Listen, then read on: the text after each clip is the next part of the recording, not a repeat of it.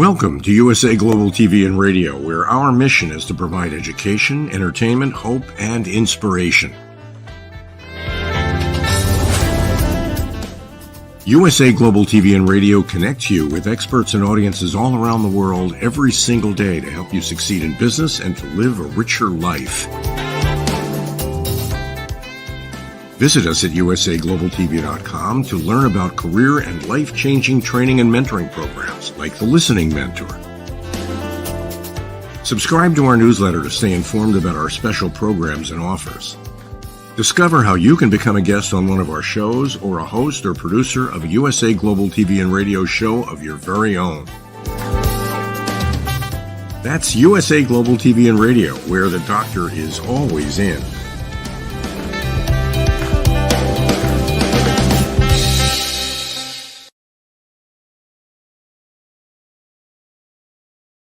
Good morning, good afternoon, good evening, and welcome home to USA Global TV and Radio, where we provide world-class education, entertainment, hope, and inspiration. I'm Dr. JACALYN KERBECK, and our show today is The Corner Bookstore. And we are super excited to welcome someone who hasn't been here before. That's always a treat. She's author Katie Marie. And before we bring out Katie Marie, let's bring out the star of our show, DIANN FLOYD, who's always up to something. I don't even know where in the world she is today or what book number she's on, but she is super inspirational. Welcome, DIANN. Thanks, Dr. JACALYN. It's always a pleasure to be a co-host with you. It's exciting. You know, Thanks we need so to get much. thanks. We need to get your books, your new books up on your side of the table behind you. I know we actually launched 3 books today. It's actually interesting. Oh my gosh. I'm so The excited International for Day of you. Listening. Thank you. It was it's been an ordeal, I tell you. There's so many things that go on behind the scenes that people don't even know about, but it is fun. And of course, I'm not here for the money. So, DIANN, tell us about what you've been up to. And you know, we're running your promotions, but you have some new projects that are coming out. Tell us more. Well, I'm very excited about Boomer the Curious Bunny. He's doing really well. You know, I thought I was all finished with Boomer, but he says, no, there's more to say. So actually am working on 2 more books for Boomer because he won't leave my brain alone. So that character wants to be heard, but also because everyone, thank you so much for supporting me. Again, the book's doing really well, so I'm excited. And then in November, which you can pre-order now, my young adult historical fiction, which is the second book to Rise, A Girl's Struggle for More. And this one is called Ruby Takes Chicago, based on a true story, who happens to be my grandma.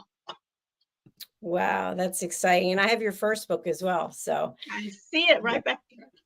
I actually have it. I really have it though. So oh yeah, of course. That's true. That's funny. But I'm super excited because, you know, it takes place in the 1920s and so much is going on for women and change. And, you know, there's prohibition and women going to work. Oh my God, how horrible. And so you get a real insight to that time. yes, absolutely. Well, congratulations, and we'll be excited to interview you about that as well. I'm bringing up the website for our guest from today, Katie Marie, author, and Letters from the Underground Streets. This is super exciting. And Katie Marie is a horror enthusiast and writer. So without further ado, let us welcome Katie Marie. Hello. Hi. Thank you very much for having me this evening. It's our absolute pleasure. And by the way, I'm just going to spotlight you. You have this beautiful smile and you seem pleasant and full of happiness. Why horror? Oh gosh, that's I blame my mum. It's entirely my mum's fault. She used to read to me when I was very small, and my mum is also a horror enthusiast, and she used to read horror books to me when I was quite young. The first book I remember her reading to me, and I loved it, was Clive Barker, The Thief of Time. Thief of Time is Terry Pratchett. The Thief of Always by Clive Barker, which is a story about a young lad who's very miserable in his life, and he goes off and finds this magical house, which basically it has every year is a day. So in the morning you wake up and it's springtime, and by the time you go to bed it's Christmas, and you have Halloween in the evening and summer in the afternoon, and it's a paradise. But yeah, it's totally not. I'm Oh not my going to gosh. spoil it, but yeah, it's really That's good. so interesting that your mom was reading that and my mom was, reading golden books. So which explains, children's books, but that's exciting that your mom did that for you. And now we have you. Yeah, that is nice. Katie Marie, I can't help but notice your green thumb, which has nothing to do with horror, but my green thumb is a horror. So I think it's beautiful that you were able to have all this beauty behind you. Tell us how you're able to grow so many Oh beautiful dear. things. Yeah, I'm really good with houseplants. I'm absolutely dreadful with outside plants. So the more sturdy the plant is, the more likely I am to end it. So yeah, my houseplants, they go absolutely mental, but it's lovely. I really, really enjoy it. It's definitely a hobby of mine. You should see my conservatory. It's you can't fit in it anymore. Um, but it's a little bit sad because I did actually have a nice little background behind me that nobody can see anymore because my plants have gone a bit mental. There is actually like pictures of like Castlevania behind me, and I've got like a wee little Dracula poking out between the leaves and whatnot. But yeah, the plants they've gone a bit mad. Maybe that's part of a new book, you know. Katie Marie, you touched on something I think is really important, which is about mental health. And so we've had a number of people come on and they talk about how their writing has helped them with the mental health, maybe how gardening helps with mental health. Tell us how you stay sane based on all the things that you're doing in a horror genre. Oh gosh. I don't think I do stay sane, quite frankly, to put it bluntly. But generally, when it comes to things like mental health, I just try and be as diverse as possible. For example, I have other hobbies. I write every day, but I also mess around with plants. I do a little bit of painting. I have a gym literally just like 5 doors down the road from me. It's so convenient. So I always find like mixing and matching. So if one day I'm not in the mood to go to the gym, which is quite a lot of the days, then I can indulge in something else. I can like go downstairs and sit with my plants, or I can stay at my desk and write something utterly horrendous that happens to some poor innocent soul. It's amazingly cathartic.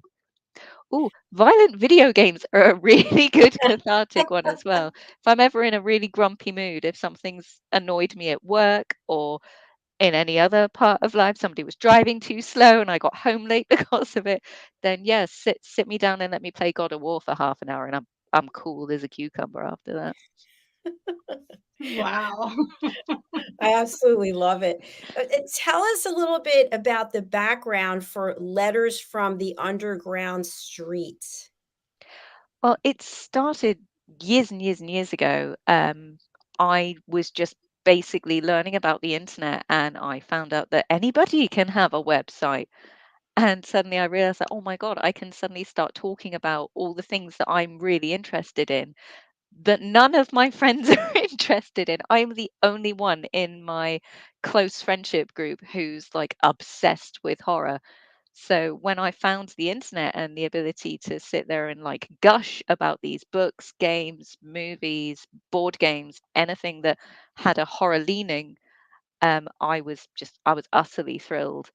And the title of the website, The Letters from the Underground Street, came from my local city, Norwich.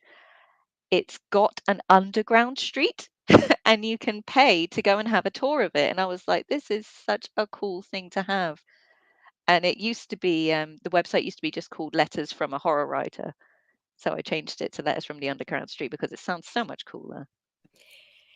You know, it really does. And then I'll go over to Diane. When I think about underground, I think of like darkness, what's lurking there, you know, especially and it gets your adrenaline going. And I that's what I take away a lot from horror. It's like you're on the edge of your seat and you don't want to know anymore, but you must. It's like you're obsessed. You have to go forward and find out what else is going to happen. Yeah, I absolutely love the kinds of stories you can tell in the horror genre, and it's not limited to the horror genre. All genres can tell like whatever stories they like, but I love the fact that you can take something utterly horrendous and you can make it a story about friendship and a story about like survival and all of the good qualities in people, because they say the worst sometimes brings out the best in us, and it's a really good thing to be able to do with that genre. Very true. You know, something I wanted to touch on is I've been very close to someone who had dementia, and I know dementia is part of something that you've been able to weave into your work. Can you tell us more about that? Yes, yes, certainly. My most recent novella that's out, A Man in Winter, the main character Arthur has Lewy body's dementia. And I've often said Arthur walked into my head completely fully formed. And it is true, but it's also not true because he's an amalgamation of all the people I used to work for. I used to be in the legal profession, and private client work was a big part of what I did. So I would sit down with a lot of people who had unfortunately just had recent dementia diagnoses, and they were trying to get their affairs in order before they weren't well enough to, before they lost capacity. And I would sit and have these really long conversations with all of these fascinating people, and the tragedy of what we were going to lose really sort of struck, and it stuck with me. And I remember walking home from work one day, and this little old guy just walked into my head with his little wonky walking stick and his not so secretive hip flask. And yeah, he was telling me about his wife. Not literally, I'm not crazy. He was a character. It is amazing how you're not even thinking of it. You're in totally different, zone. And then, as you said, he came walking in, and boom. And I love that. I love when that happens to an author. It really means that voice has a story. It is. It's lovely when it happens. Normally, a lot of my stories come from just like concepts or settings, or I'll be listening to a piece of music and it'll sort of resonate. I'll be like, I'm sure there's something in there. And then it's so rare that it's just the character that just walks in fully formed. And you always know you've got a really good, strong voice when that happens. And it's, as you say, it's lovely when it happens. Very. I have another question going back to what we were talking about before. Did you happen to go down into a tunnel and experience that to give you your ideas, or did you watch movies? I mean, what made you think about the underground? That was because my partner and we paid to go on a tour of the underground street in Norwich, and that was amazing. It was they'd cleaned it up, so it was actually really nice. But Mhm. we went down there and we had all of the history coming up about it, like what it had started as, why it had ended up underground. Shockingly enough, it's rich people don't like poor people in their nice area, so they moved literally the whole street up. So the normal street became an underground street. And it was yeah, basically the king was like, nah, sort this out. So they just put like a lid on it. And Wow.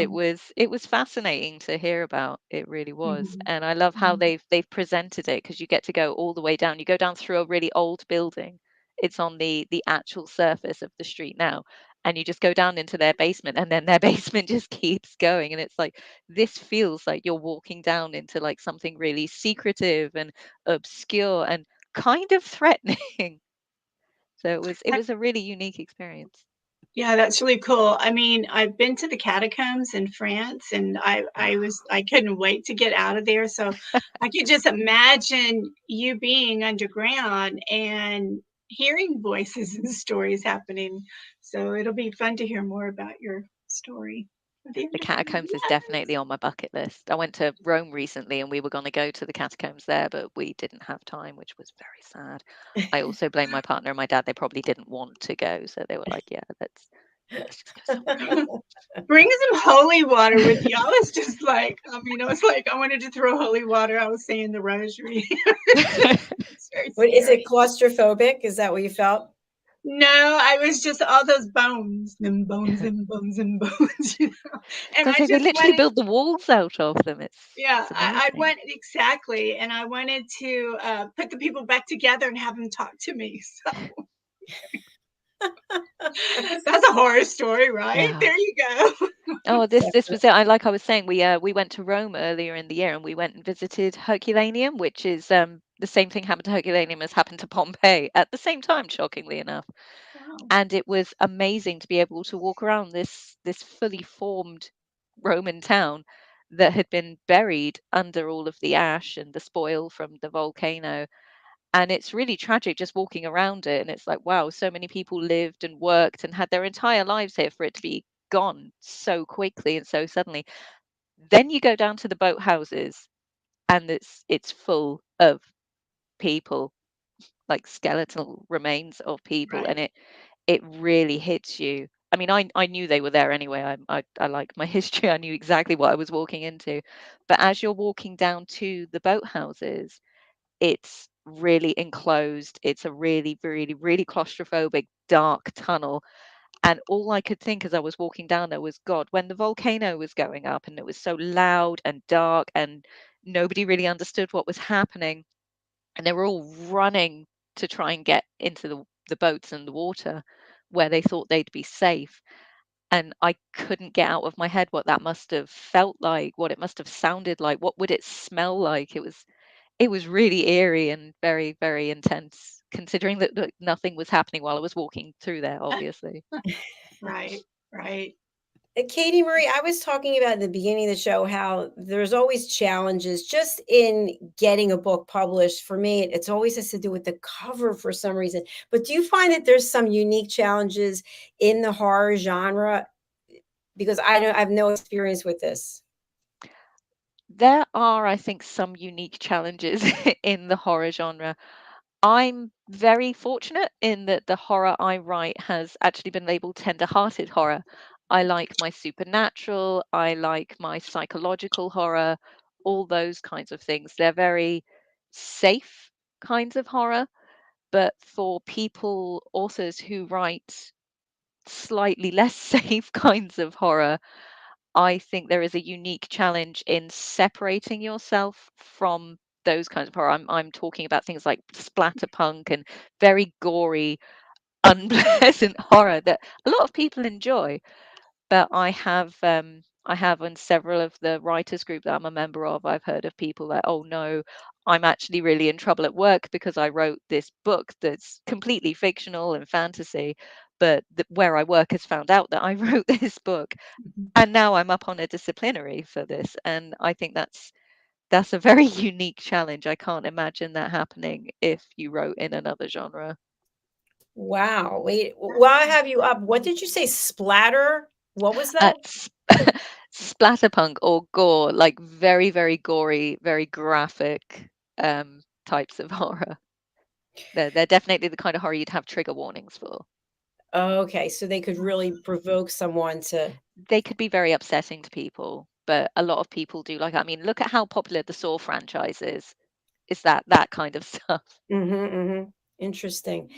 So we have time. We would love to have you read, and Diane and I are all ears. So the floor is yours. The screen is yours. But see, this is where my tongue grows about 5 times too big, and I suddenly can't speak anymore. So I'm going to be reading from A Man in Winter. Get your hand off the title. A Man in Winter, from chapter 2. So no spoilers. Haha. I was sore when I woke up. It took several long minutes of gentle movement before I could convince my fingers to loosen up enough to let go of Molly's dressing gown, and even longer for me to sit up. The dressing gown was the one she had died in. My hand shook as I let go of it, and it fell to the floor. I thought they had destroyed it. Sophie had told me they had thrown it away. What was it doing here? Where had it come from?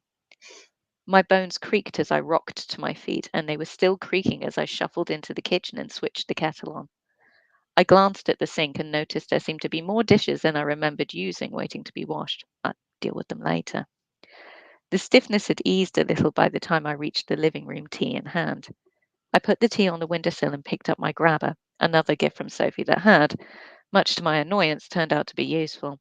It was a simple device, a stick with a claw on one end that I could operate from the other. I headed back to the bedroom where the dressing gown was on the floor. The grabber made picking up the gown easy. Lord knows, without it, I would have had to have waited several hours for my back to ease up enough to bend down that far. Even then, there was never a guarantee I'd make it back to my feet by myself. I had, until my diagnosis, thought that the worst part of getting old was the fact that I struggled to get up and down by myself. Suffice to say that the betrayal of my mind was much worse. The strong possibility that when I passed away I wouldn't even know who the people at my bedside were was worse than a bad back. I went back to the living room and stood by the window.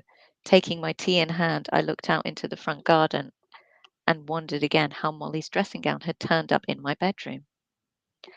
You should plant hydrangeas, like we had at the cottage. I almost dropped the dressing gown again as I turned behind me. Molly was sitting on the sofa, relaxed and smiling as if she'd spent the morning sitting there watching me faff about making tea. I always loved the hydrangeas, she smiled at me. You should get blue ones. Um, all right, I said, staring at her, my hands shaking. This was another hallucination. I'd had them all the time after Molly died. The medication had stopped them. Had I forgotten to take my pills again? My heart stuttered when I realized I couldn't remember the last time I had taken my pills. I bet if you ask Mike, he'll be happy to plant them for you. To suddenly see her again, so relaxed, not reliving that terrible night, it made my chest tight. She looked alive and happy, chatting to me about flowers. I coughed, trying to shift the lump that had formed in my throat. Art? She said. I looked up, noting she was wearing her dressing gown, the same one I was holding. But now my hands were empty and the blood was gone from the cloth. Are you all right? Fine, I swallowed.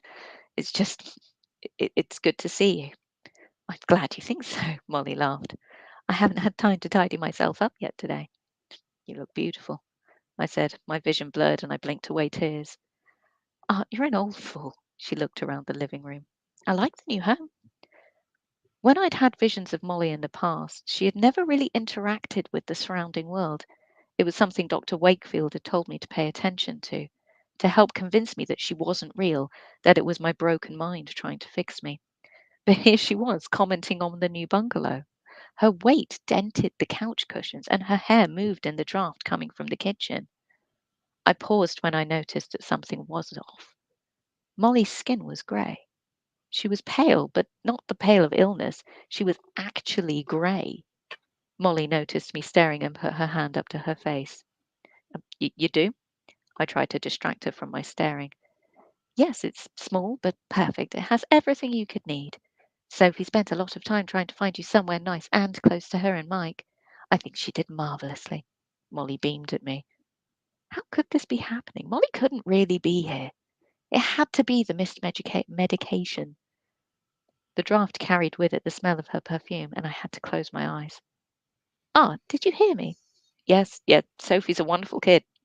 I opened my eyes. She takes after her dad, taking care of everyone.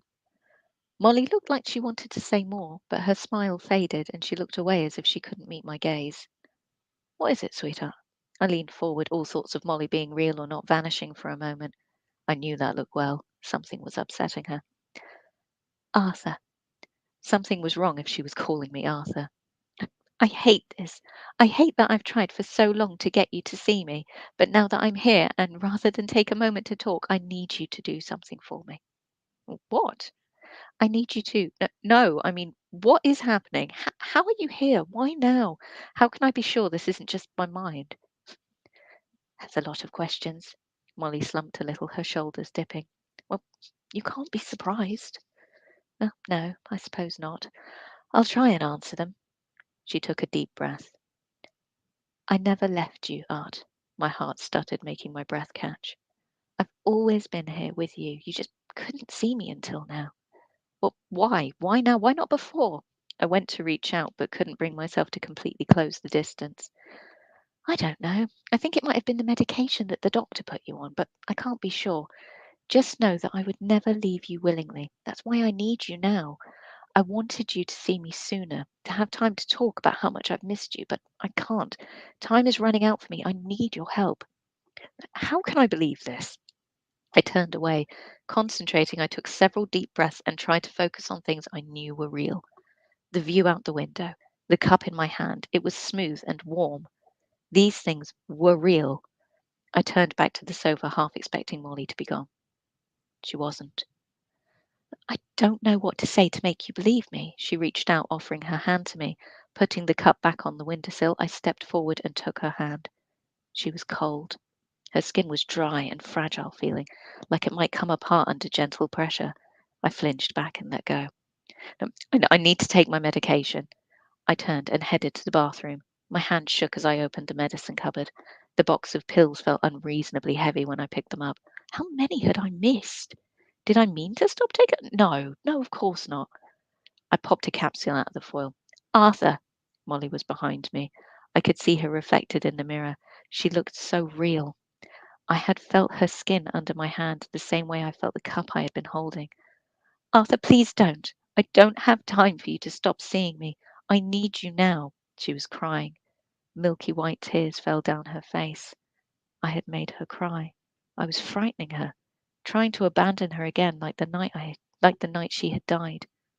I put the pills back into the cupboard. You know I can never say no to you, I said. No, you have to keep going. Wow, that was outstanding.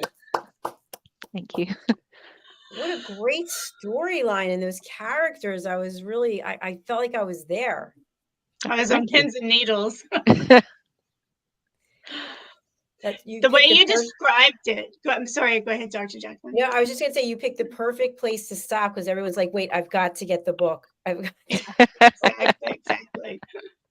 But I loved how you said you went to reach but couldn't quite close the distance. I thought that was a beautiful line. It was a beautiful line. No spoilers, but it's the point in the book where Arthur is the most unsure of what's happening. Yeah. He really doesn't know whether it's his mind betraying him or if the ghost of his wife has been with him all this time and he's just basically been ignoring her. And you know what I really love about that for us to think of in our own life is when we lose someone and they feel so close to us, and 2 or 3 years. While you were reading, I glanced up and have a picture of my daddy up there, and I was like, okay, Daddy, come back, because you feel this separation. But is it really a separation? I mean, you just said she's always been there, right? Yeah. So I was like, I loved it. Oh, thank you. Yeah, I absolutely loved it too, and the story was so real. And my mom had dementia, so it's kind of like it just really makes you think. Like, and there's, by the way, that we've had a guest on. We have a dementia show about dementia home care, and this person invented dementia tour where you can actually imagine what you put on these gloves and these mitts and whatever, and something on your head, and you actually see what it's like to be in the mind of someone with dementia. So they should be everywhere. I know they should be everywhere. But so I'm dying to find out. Don't give it away, but will we find out by the end if it was in his mind or not? No. Oh, in a nutshell, no. No, does that mean there's a sequel? It's very much up to the reader. There won't be a sequel. Arthur's story is finished by the end of the book in a rather dramatic fashion. Again, no spoilers, but yeah, it's very much up to the reader and their interpretation of the events. Arthur is probably the most unreliable narrator. So yeah, do you believe what Arthur believes by the end of it, or do you think it was his illness progressing far too quickly?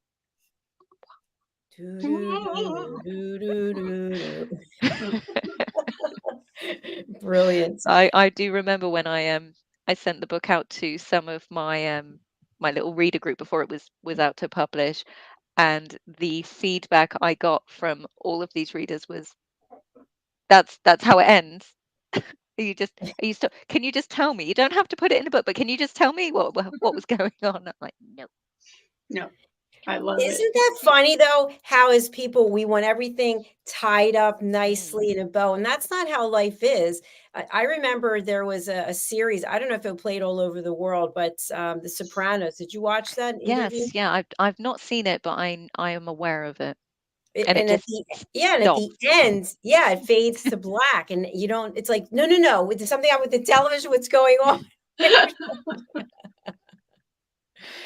So yeah, it was really challenging trying to write a satisfying ending, which I'm fingers crossed, hope I did, but also leave it as open to interpretation as I wanted to.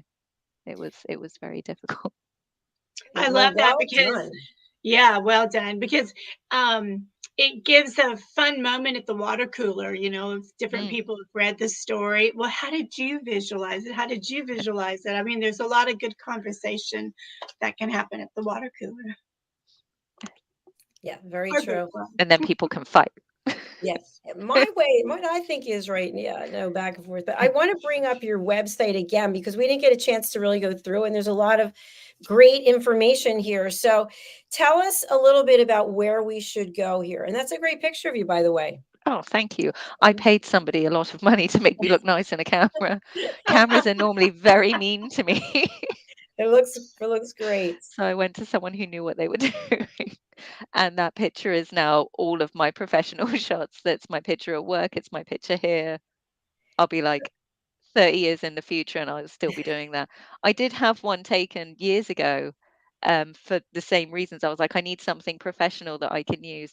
And then my partner told me I was gaslighting people. So after punching him in the face, I went and got a more up to date picture. No, it looks great. And I think it's perfect that you're using for everything because that's consistent branding. People know that it's you. I wish more people did that. So Definitely. fantastic. All right. So as we go down, and by the way, for anyone out there who is wondering what is the website address, it's KatieMarieWriter.com, KATIEMARIE Writer, WRITER.com. Okay, so here is the book you were just reading from, and tell us about this award that you have. Oh, I didn't actually win. I was a finalist for Oh, the Hofferman Award. I can never say things properly. well, But yeah, finals my is pretty publisher darn good. popped it in and I didn't know they'd done it. And then I just got an email off them and they were like, yeah, you're a finalist. And I was like, oh, That's well done. what a nice Well thing done. to have. Yeah, Congratulations. it That's was really, really, I outstanding. was so pleased. You should And be. get your copy here. What can people get when they go here? That should, fingers crossed, take you to the Amazon page where Okay, you can pick up a copy. let's see if Let's see if it works. This is like the moment of truth where my website's like, no, haha. no, so it's taking me there and I have to enter a code. So I'm just doing it while it wants me to enter several codes. Hold on, I'm entering the codes. Okay, so now StreamYard will make me unshare and then I have to reshare. So let's take a look. Here we go. Ta-da! Look at you and your technological wizardry. So you can get the book right here, A Man in Winter, on Amazon.com. Okay. 118 pages, and it was published just this summer, July 9th, 2022. Okay, should we go back to your website? Fantastic. All right, so of course, we have to stop sharing. I've got to come back, and we've got to reshare. She's Okay. a wizard. I was going to say, you're so smooth at this. Whenever I have to share my screen for work and stuff, I always mess it up. I always share the wrong screen or I don't have sound. It's stressful.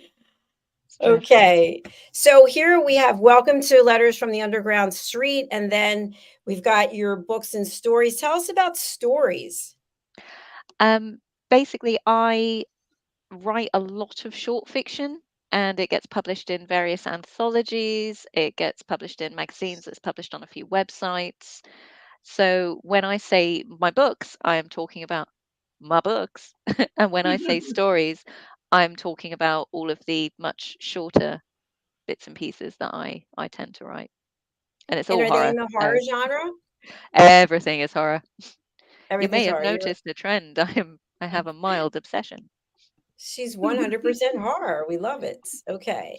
And now reviews. Wow, reviews. That's a tough one. Tell us about the reviews section. I I cannot seem to get any reviews. I don't know why. Oh no, they're not my reviews, unfortunately. Okay. This is me using the space as an excuse to gush about films I've watched in the horror genre that I really liked, or games that Oh. I've played in the horror genre that I've really liked. I'm like the opposite of those grumpy reviewers. I tend to only really talk about things that I've enjoyed. But yeah, so it's me reviewing like books, video games, films, a few board games, creepypasta stories, which are like short internet horror stories, like the kind of stories you used to tell when you were kiddies, like the calls coming from inside the house, the urban legend kind of thing. And of course, the SCP Foundation, which is like a big collaborative online writing project, all set in the horror genre. It's really cool. That is really cool. Of course, I've never heard of creepy pasta. I love learning new things. And then you look at real world horror. Tell us about that. That is a combination of folklore, so where horror actually came from, like our modern day stories, most of them are either connected to or are just straight up retellings of like really old folk tales.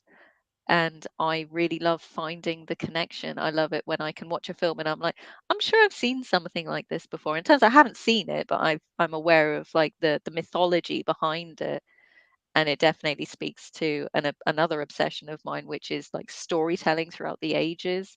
I've always said that I'm a bit of a history buff, and I'm not really. I just have a fascination with the kind of stories we used to tell hundreds of thousands of years ago, and how they've changed over time, how they were reflective of the time that the tellers were living in, and well, basically things like that. But the real world horror also expanded and started touching on a bit of true crime, which is a new obsession. But I don't seem to just have likes; I just get obsessions. So I'm a big fan of true crime when it's done properly, and by properly I mean tastefully, with respect to victims, with a focus on victims rather than glorifying like people like, I don't know, Dahmer and Gacy and whatnot. So I like tasteful true crime, to put it Make nicely. That makes perfect sense. Thank you for sharing that. Okay, and we've got news, writing horror, and a bit of fun. So we're running out of time, sadly, because there's Gosh. more information. People can find out more about you. And you're a member of the Society of Authors and also the Horror Writers Association. So I guess my last question to you would be, how has being a member of these societies helped you with maybe collaborations or brainstorming or with your own work, getting feedback? It's a wonderful sense of community to start with. That was the main reason I joined, was because I was feeling quite isolated. It can be quite isolating being a writer. You don't always go into an office or a coffee shop. You're just sitting at home by yourself with your keyboard. And the sense of community in these associations is wonderful.